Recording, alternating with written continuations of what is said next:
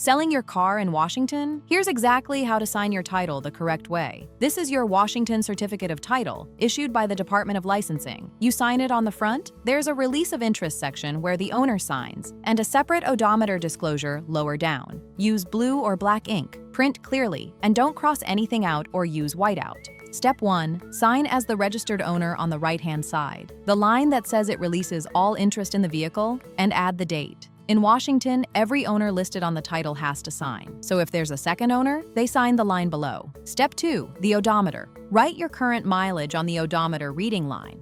Whole miles only, no tenths. Add the transfer date and check the box that matches. Actual mileage over the limit or not the actual mileage. Federal law requires this for vehicles less than 20 years old. Step 3. Sign the odometer disclosure on the signature of transferor/seller line and print your name on the line just below it.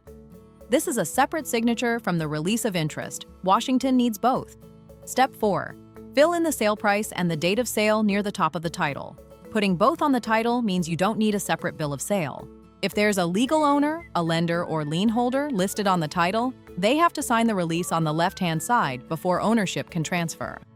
The one thing Washington sellers can't skip: file a report of sale within 5 business days of the sale. You can do it online at dol.wa.gov, and it's what ends your liability for the car. Take your plates off before the buyer drives away. In Washington, the plates stay with you, not the vehicle.